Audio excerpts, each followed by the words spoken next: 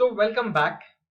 We shall now talk about taking a positional trade with the help of Fibonacci retracement. For those who don't believe in day trading or probably who may not get an opportunity for a day trade. Alright. So in the previous lesson, what we have done is we have taken an intraday trade using the Fibonacci retracement in an uptrend.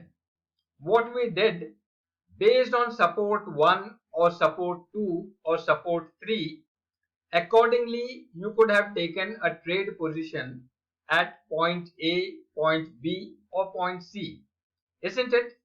If the retracement had stopped at support 1 and then started rising again, you would have taken a trade at point A. But if the retracement continued and started rising again from the support 2, then you would have taken a trade at point B, and accordingly, if not here, then at point C. Alright, that much is clear. Similarly, you can work out a trade in a downtrend. The example what we had seen in the previous lesson was in an uptrend, but just in case it is a downtrend, there also you can use Fibonacci retracement for a intraday trade.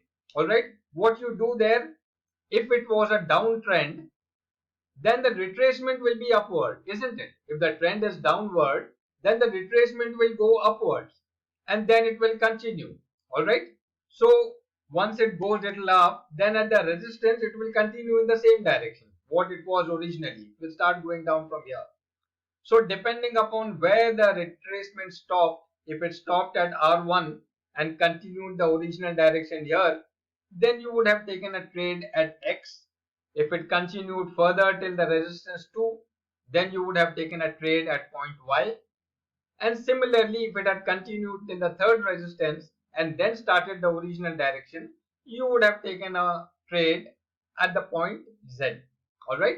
In this case, in the first case when it was an uptrend, you would have gone long on futures. And in the second case, if it was a downtrend, then here you would have gone short on the futures, isn't it? Because it is a downtrend, at some point X, Y or Z, you would have gone short on futures. That much is clear. But it is possible that you may not get an opportunity to take an intraday trade using the Fibonacci retracement. You see what happens if the retracement does not happen. If in an uptrend, let us say that the uptrend like this continues till 12 p.m. or 2 p.m. during the day. You may not get an opportunity to take an intraday trade with a Fibonacci. Alright. Similarly, in a downtrend also, let us say if the downtrend continues here, it does not change, the retracement does not start, but it continues going down. Then what? You will not be able to take a trade, intraday trade in Fibonacci. Just too bad. It happens at times. Just too bad. But in that case, what you could do is you could either take a trade based on some other strategy or some other indicator, or maybe just let the day pass. It happens sometimes. Every day it may not be possible for you to trade. Some days will just go like that. Alright? But in certain cases, you may just not want to take an intraday trade. Despite getting an opportunity, either you may not get an opportunity, or despite getting an opportunity, you may not want to take an intraday trade. You may want to take a positional trade, maybe for 8 to 10 days. We have discussed earlier that Fibonacci retracement works best for intraday, but it can also be used for a few days. Okay, 8 to 10 days, sometimes 5 days.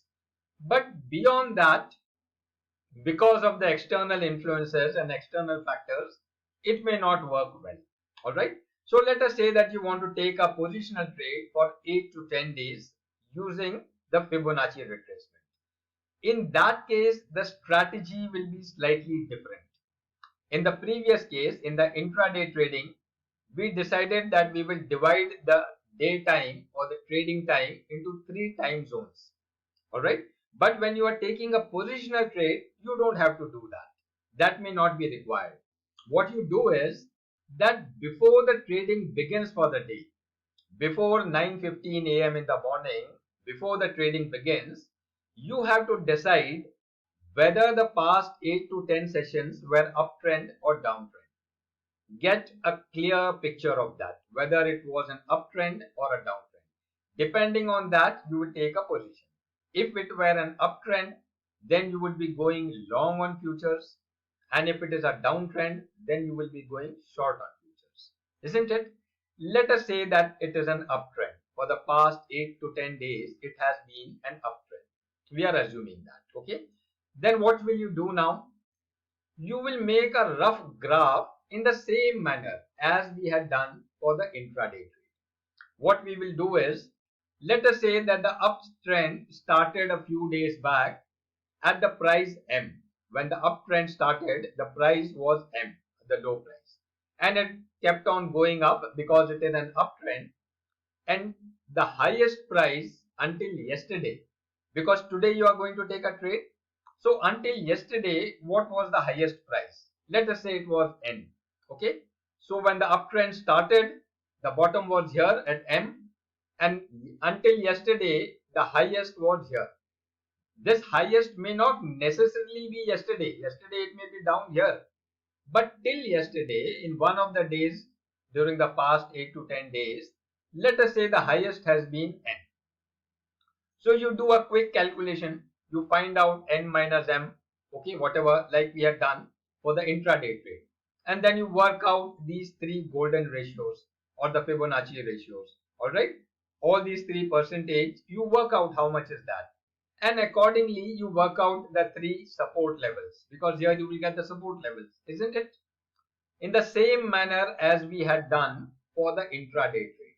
The only difference being that in an intraday trade, we had seen this low and high for that 1.5 to 2 hours duration after the exchange opened. But in this case, we are seeing this high and the low for the past 8 to 10 days, or from the time when the uptrend started. Maybe the uptrend started just 4 days back. Alright. Then what you do is, all this work, this calculation, you have to do before the exchange opens. Because as I said, once the exchange opens, you will not have time. Once the exchange opens, you will have to keep a watch. What watch you will keep? You will keep a watch on the price, whether the retracement is happening today or not happening. If the retracement happens and the price stops retracting or retracing from S1, like for example, if the price stops retracing here and it starts moving up, then you take a trade at point A in a similar manner as we had done for the intraday. The only difference being that in intraday we had kept a time limit. Here you have got the whole day. Any time during the day, if the price comes down to this level and starts rising again, you can take a position, because you are going to keep the position for a few days, isn't it? But suppose it does not stop at S1, it goes to S2 or S3. If it goes to S2, support 2, and from support 2 it starts rising, then you take a position here somewhere at point B, and it will continue from here. Just in case it does not stop at S2, it goes to S3 and starts upward journey from here. The retracement stops at S3 and it starts going up. You can take a position at point C. So accordingly, you will take a position. But if you don't get an opportunity during the day, just too bad. If the price keeps on going up, just too bad. Alright. Try the same thing next day. The same exercise you will have to do the next day. And the next day also you will see where the price, where this N has been. Alright. So that is how you will work out a trade before the exchange opens. And during the exchange, when it is open, you will keep a watch and take a position accordingly. Alright. Now let us say you get an opportunity and you take a trade either at S1, S2 or S3, whatever, at the point A, B or C, wherever you have taken a position.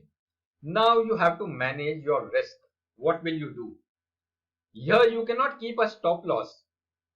In the intraday trade, we had kept a stop loss, but here you cannot do that because you have taken a positional trade. You are going to keep your trade for a few days, but if you put a stop loss, then the stop loss will automatically expire by the day end. The stop loss does not work overnight, isn't it? Next day you may have to put another stop loss. But what happens if during the night something happens and the next day morning the trade opens very much against you? You will be ruined. So you cannot depend on stop loss in this case. What you will do now? You will take a counter trade. That means what? That means that you will buy a put option to protect you from the downside, a little below your trade price. Now, for example, let us say if you have gone long on the futures at a price of say 17,500, because here we are talking about the index, it could be a stop also. It may just be 500 if it is a stop. It may just be 100, it may be 80, whatever. Okay, so you have gone long on the futures. Then simultaneously buy a put option. You buy a put option at a strike price little less than this, say 50 points less than this. Because it is an index, you are keeping 50 points less. If it is a stock, then you may not keep so much of difference. You may just keep a small difference depending upon how much is the volatility of the stock. Because by keeping a put option down, you are just trying to limit your losses. I'll explain to you how. Okay. So in this case, you have taken a put option. You have bought a put option at this strike price, 50 points less. Now what happens? Now you are going to keep your position for a few days, maybe 8 days, 10 days, 7 days, whatever. If the price goes up, say you have you have gone long on the futures at 17,500. Let us say the price of the futures go up to 17,800, maybe 17,900, maybe 18,000. If the price goes up, then that much you gain. The number of points it has gone up multiplied by the lot size. That is your profit. You gain. What happens to your put option? The put option which you had taken as a safety measure, that will go worthless.